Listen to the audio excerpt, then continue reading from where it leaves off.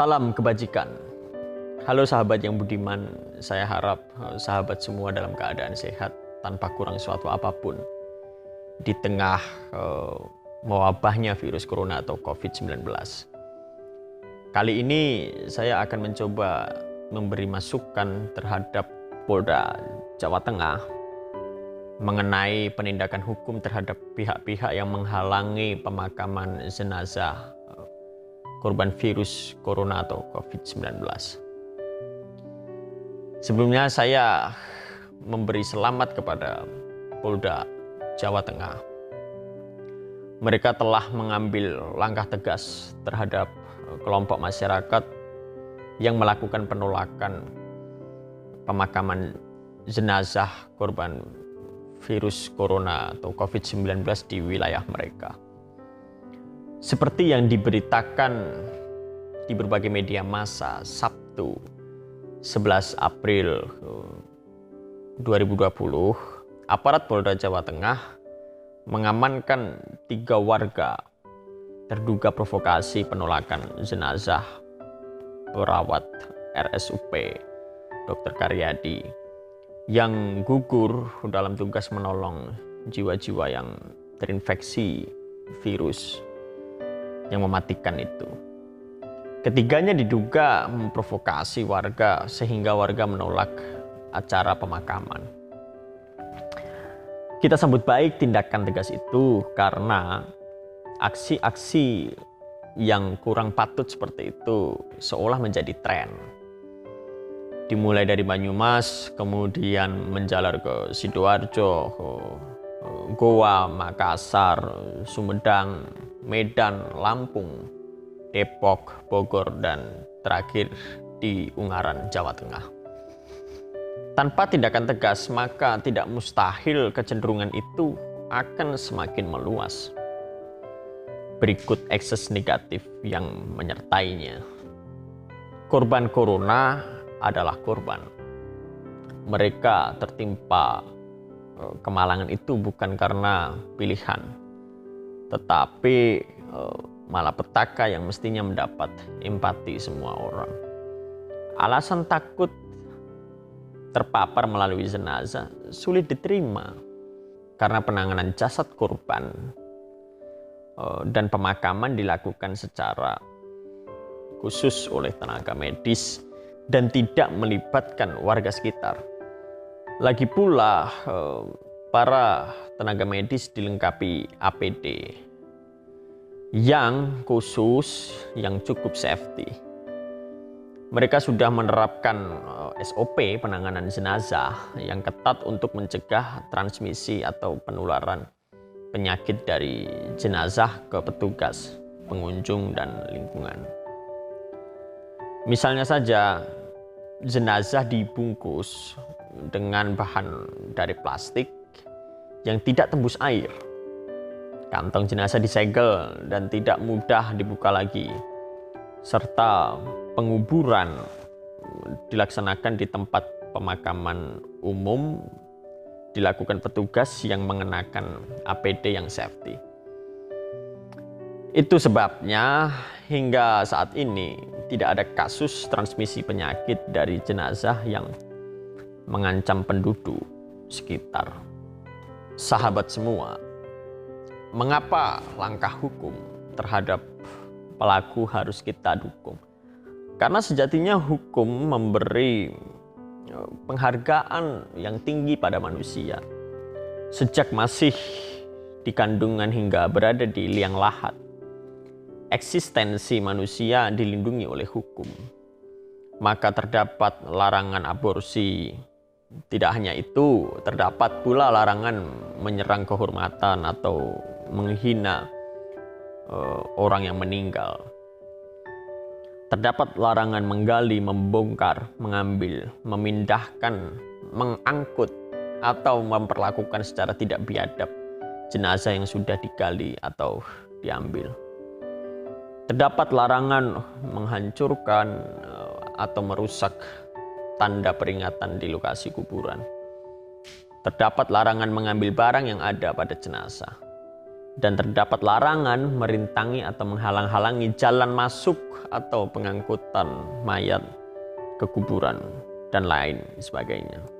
Terkait penindakan hukum terhadap pelaku, Direktur Reserse Kriminal Umum Polda Jawa Tengah, Kombes Pol Budi Haryanto mengungkapkan pelaku yang diamankan diduga melanggar pasal 212 dan 214 KUHP dan pasal 14 ayat 1 Undang-Undang Nomor 4 Tahun 1984 tentang wabah penyakit menular.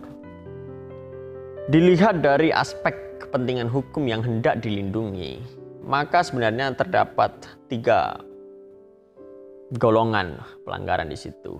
Pertama, merintangi atau menghalang-halangi jalan masuk atau pengangkutan mayat ke kuburan. Di sini berlaku ketentuan pasal 178 KUHP. Golongan kedua adalah melawan kekuasaan umum. Di sini dapat diterapkan pasal-pasal KUHP yaitu 212 dan 214 sesuai gradasi perlawanan. Sedangkan golongan ketiga adalah pelanggaran terhadap pelaksanaan penanggulangan wabah.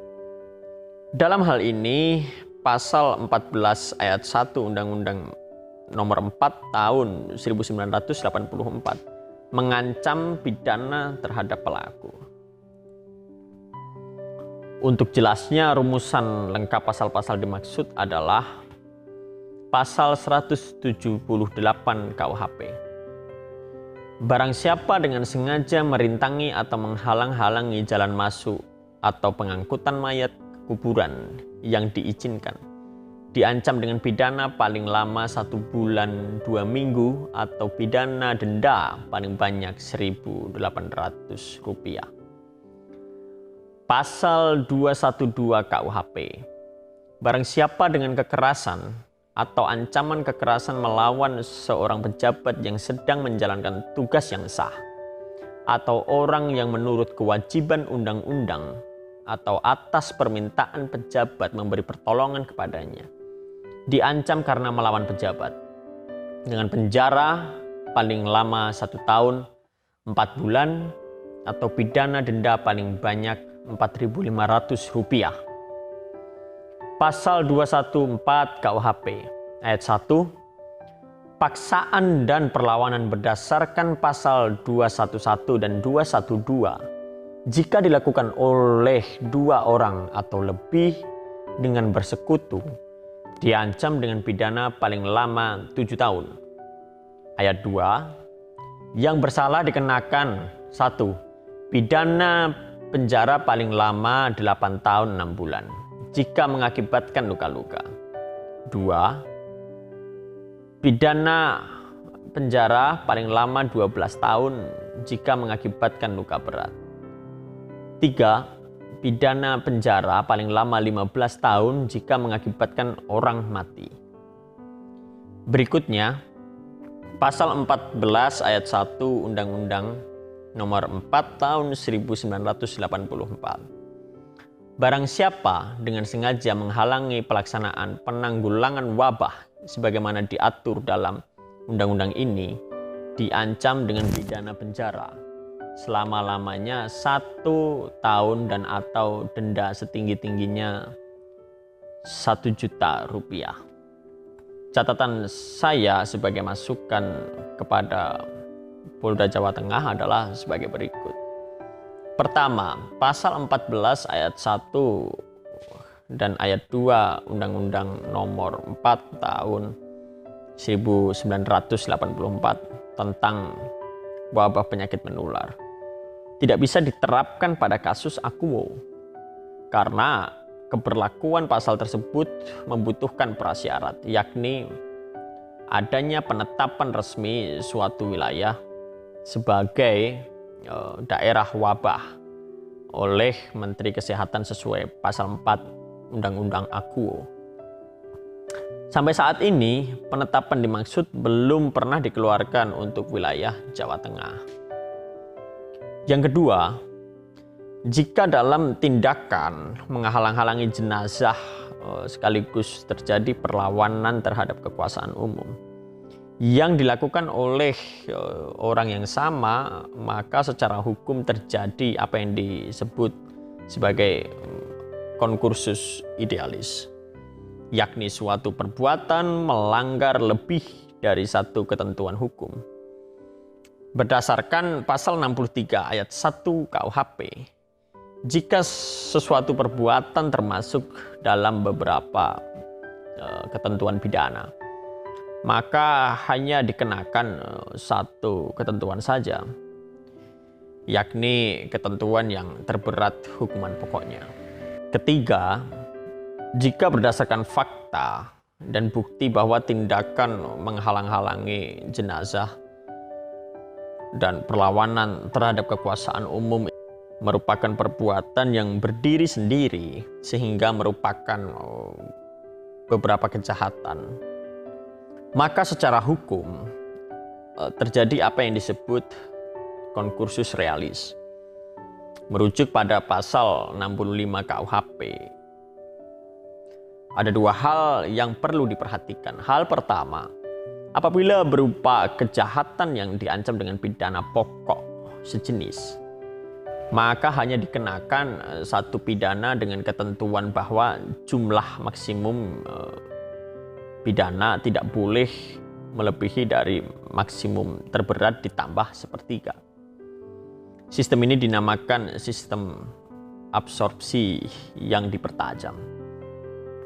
Hal kedua, apabila berupa kejahatan yang diancam dengan pidana pokok yang tidak sejenis, maka semua jenis ancaman pidana untuk tiap-tiap kejahatan dijatuhkan, tetapi jumlahnya tidak boleh melebihi maksimum pidana terberat ditambah sepertiga. Sistem ini dinamakan sistem kumulasi diperlunak.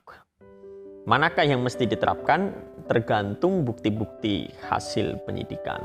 Itu saja yang dapat saya sampaikan mengenai masukan kepada Polda Jawa Tengah. Kiranya dapat bermanfaat dan tetap gunakanlah hikmat agar hidup lebih bermakna. Jangan lupa share, like, dan subscribe. Terima kasih.